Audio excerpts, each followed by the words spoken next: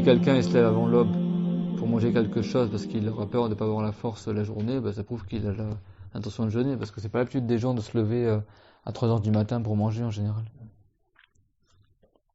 Donc l'intention c'est facile, mais l'important c'est que l'intention elle soit durant la nuit avant que l'aube se lève. Comme il a dit le prophète, alayhi salatu wassalam, man lam yubayyit as-siyam qabla al-fajr fala siyama lahu. Man lam yubayyit as-siyam qabla al-fajr fala siyama lahu. Et celui qui man lam yubayyit an-niyya, celui qui ne met pas l'intention la nuit, qabla al-fajr fala siyama lahu. Alors il n'aura pas de jeûne si il n'a pas mis l'intention avant l'aube. D'accord, ça c'est le hadith rapporté par Hafsa, femme du prophète, alayhi salatu wassalam. Elle dit la siyama liman lam yubayyit an-niyya. Il n'y a pas de jeûne valable pour celui qui n'a pas mis l'intention de nuit. Et ça c'est dans l'école de Shafiri. Dans l'école de Shafiri. Donc l'intention, il peut la mettre la nuit, après le coucher du soleil et avant l'aube. Donc il a toute la nuit pour mettre l'intention. Donc celui qui n'a pas mis l'intention la nuit, son jeûne ne sera pas valable dans l'école de Shafiri si c'est un jeûne obligatoire. Parce que le jeûne sunna dans l'école de Shafiri, le jeûne qui n'est pas le jeûne de Ramadan, un jeûne qui est recommandé simplement, comme le jeûne de Ashura, le jeûne des jours blancs dans le mois, ou les nuits blanches plutôt, l'ayam el-bid, les jours blancs, il y a 3 jours comme ça au milieu du mois que les sunnats de jeûner pour chaque mois lunaire. Ça, la personne elle a jusqu'à le dhuhr pour mettre l'intention. Si elle n'a rien mangé le matin, elle n'a rien fait qui annule le jeûne en matinée, elle a toute la matinée pour mettre l'intention de jeûner. C'est pas une condition qu'elle le mette la nuit. Si elle a manqué la nuit, elle peut rattraper le matin l'intention. Mais pour le jeûne obligatoire dans l'école de Shafiri, c'est pas valable. Pour le jeûne de Ramadan, c'est pas valable. Pour le jeûne sunna, c'est valable de mettre l'intention avant que le dhuhr y rentre, avant que le soleil quitte le milieu du ciel. Mais pour le jeûne obligatoire, c'est pas valable. Ça, c'est dans quelle école? Dans l'école de Shafiri, rahimahullah. En revanche, chez l'école de l'imam Abu Hanifa, l'intention, elle est valable durant Ramadan, et même c'était après l'aube, mais à condition qu'il la fasse avant le dhuhr, avant l'entrée du temps du dhuhr, avant que le soleil quitte le milieu du ciel. Comme dans l'école de Shafiri pour le jeûne sunna, eux, pour le jeûne obligatoire, c'est valable aussi.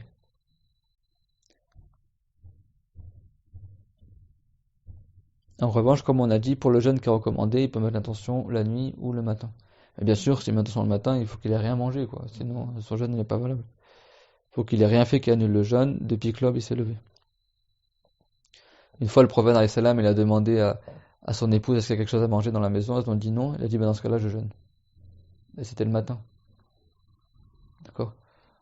Donc c'est permis. Mais ça, c'est juste pour le jeûne recommandé dans l'école de Shafiri. Pour le jeûne obligatoire, c'est pas valable. Il faut obligatoirement mettre l'intention la nuit, comme on a vu dans le hadith. Eux, les Hanafites, ils ont interprété d'une autre manière. Et ils ont dit tu peux aussi le mettre le matin, mais avant que l'entrée du dhuhr soit là. C'est obligatoire également dans le jeûne de Ramadan de préciser l'intention de dans quel jeûne tu fais. Parce qu'il n'y a pas que Ramadan comme jeûne.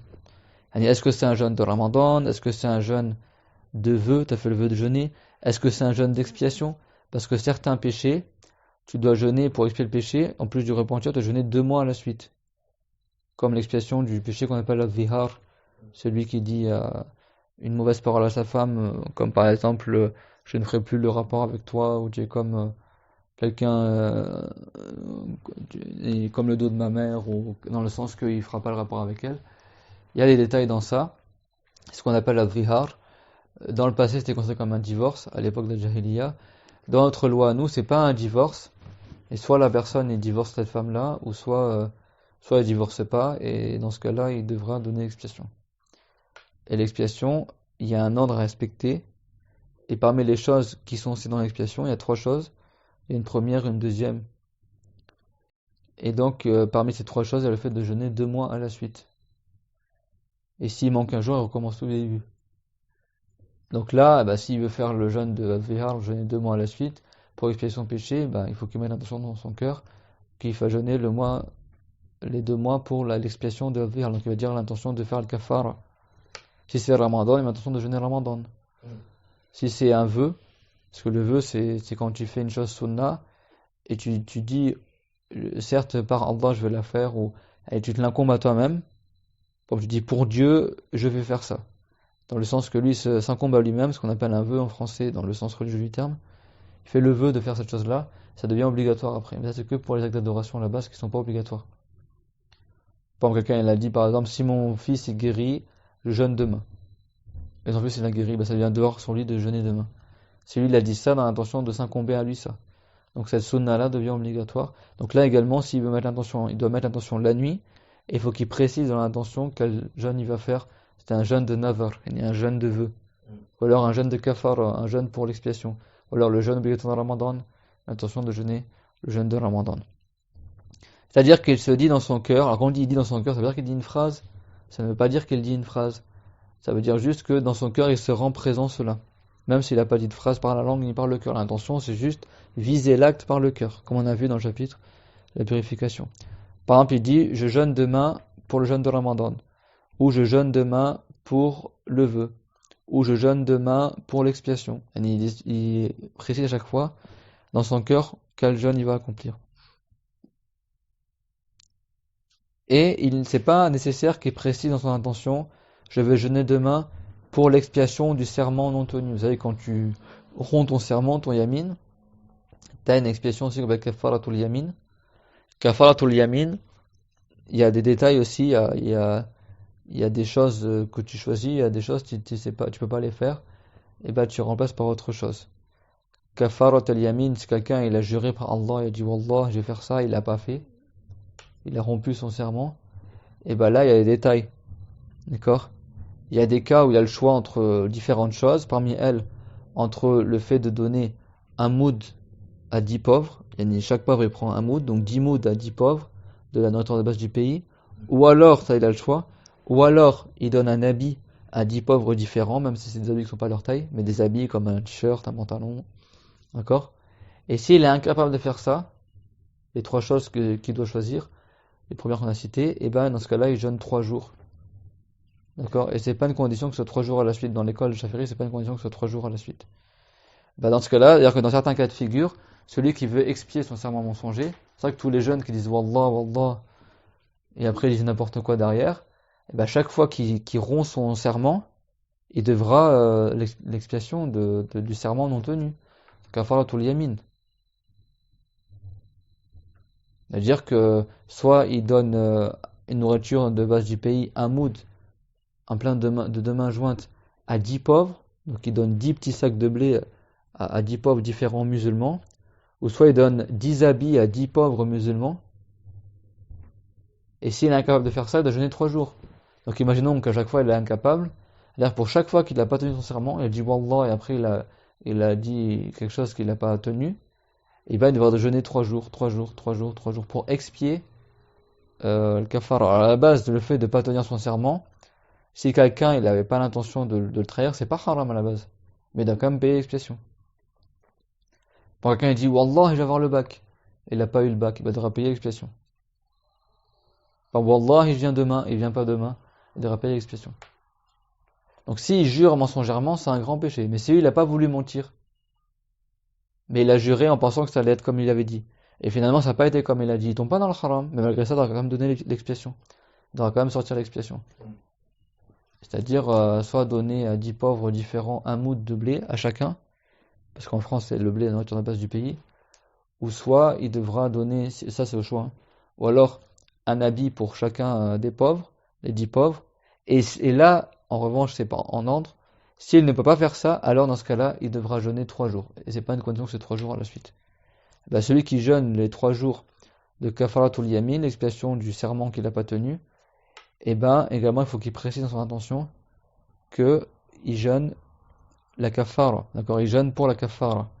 Mais c'est pas une condition qu'il précise, je vais jeûner pour l'expiation du serment pas tenu. Même s'il dit juste je jeûne pour l'expiation, c'est suffisant. C'est pas une condition qu'il précise pour quelle chose elle est l'expiation. Est-ce que c'est kafara tel yamin? Kafara en arabe, c'est l'expiation. Ça veut dire l'expiation. Est-ce qu'il jeûne pour l'expiation du serment pas tenu, ce qu'on appelle kafara tel yamin? Est-ce qu'il jeûne pour l'expiation d'avoir annulé son jeûne par le rapport sexuel, volontairement, etc. Parce que celui qui annule son jeûne par le rapport sexuel, en sachant que c'est interdit pendant le Ramadan, volontairement, et en se rappelant que c'est le jeûne de Ramadan, ou qu'il est en train de jeûner, son jeûne est annulé, et en plus du rattrapage, il devra l'expiation. Donc l'expiation elle-même, c'est le fait de jeûner 2 mois à la suite. Il a annulé un seul jour de jeûne, et par le rapport sexuel, après il y a un ordre à suivre, comme Kafarat al-Vihar qu'on a dit tout à l'heure, et il y a un cas de figure, il va jeûner 2 mois à la suite, s'il peut pas, il donne 60 mouds aux pauvres, d'accord? Pour chaque jour de jeûne, il donne un moud. Donc vous avez vu, des fois, pour un jour de jeûne qu'il a annulé, c'est grave, avoir le rapport sexuel, il devra jeûner 2 mois à la suite. Et s'il a pas jeûné à la suite, il a manqué un jour au milieu, il recommence tout du début. Donc c'est pas quelqu'un qui a pas appris la religion, des fois il peut s'exposer à des choses qui sont graves. Mais si quelqu'un, lui, il savait pas que c'est interdit de faire le rapport durant le ramadan, il ne paye pas l'expiation. Parce qu'il savait pas. Et l'expiation, selon un avis, elle est que sur l'homme, pas celui qui a fait le rapport sexuel. Et la femme, son jeûne, il a été annulé avant même qu'elle fasse, est annulé avant. Donc du coup, elle n'a pas à payer l'expiation. Et selon un avis, elle aussi devra payer l'expiation.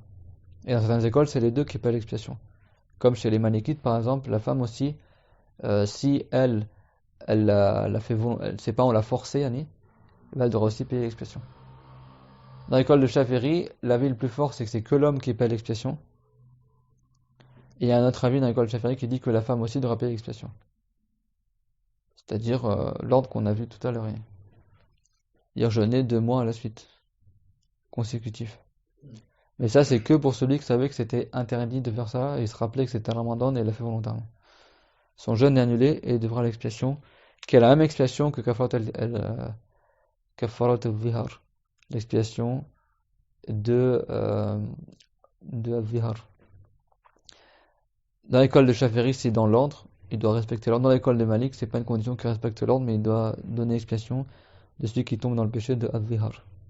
Pourtant, al-Vihar, c'est qu'une parole qu'il a dit à sa femme, mais ça implique tout ça. On a vu les paroles aussi, le prophète il a dit Man sama tanaja, celui qui se tait est sauvé. Donc, des fois c'est un péché, ça implique des choses graves derrière. C'est ça qu'il faut apprendre la religion et éviter ces choses-là. Les savants ils ont dit la formulation complète de l'intention pour Ramadan c'est Nawaitu sawma radin an ada fardi Ramadan hadhi sana imanan wa ihtisaban lillahi ta'ala. D'accord? Nawaitu sawma radin, j'ai mis l'intention de jeûner demain. En fardi Ramadani hadhi sana, pour accomplir l'obligation du Ramadan de cette année. Imanan wa ihtisaban lillahi ta'ala. Par foi envers Allah et par recherche de récompense de la part de Allah. Ça c'est la formulation complète. Quand tu es sûr que tu as mis l'intention d'avoir la récompense et de jeûner le Ramadan demain, etc. Ça, si tu veux, tu peux le dire par ta langue, c'est ta envie, mais l'intention, c'est pas par la langue, c'est par le cœur. Mais le fait de le dire par la langue, ça t'aide aussi. D'accord? Ça, c'est permis et c'est le mieux qui formule toute cette phrase-là. Comme ça, c'est bon.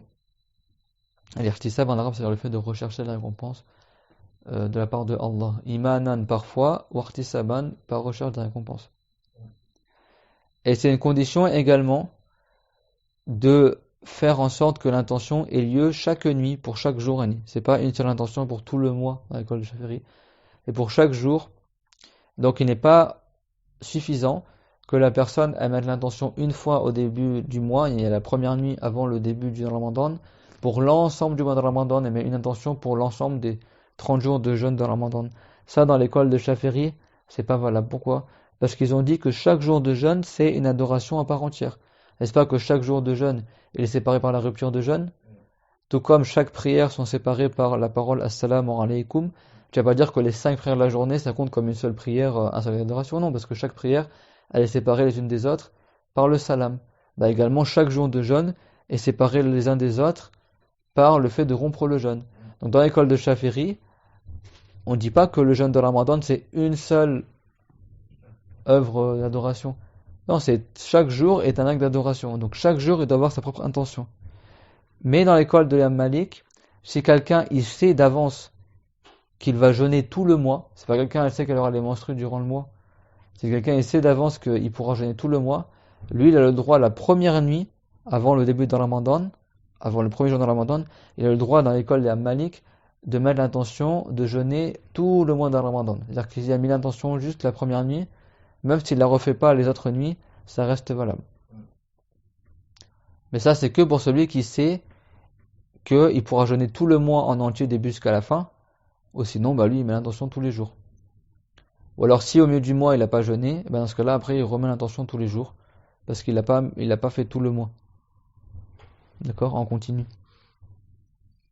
Ça, c'est dans l'école d'Imam Malik. Mais après, si quelqu'un prend ces avis-là, ou chez les Hanafites, comme on a vu tout à l'heure, des avis chez les Hanafites, ou des avis chez les Malikites, ça veut dire que c'est un devoir sur lui, à partir de ce moment-là, d'apprendre les lois du jeûne dans l'école d'Imam Malik. S'il veut prendre l'avis des Hanafites, alors il doit apprendre les lois du jeûne dans l'école d'Abu Hanifa. Et c'est pas les mêmes lois.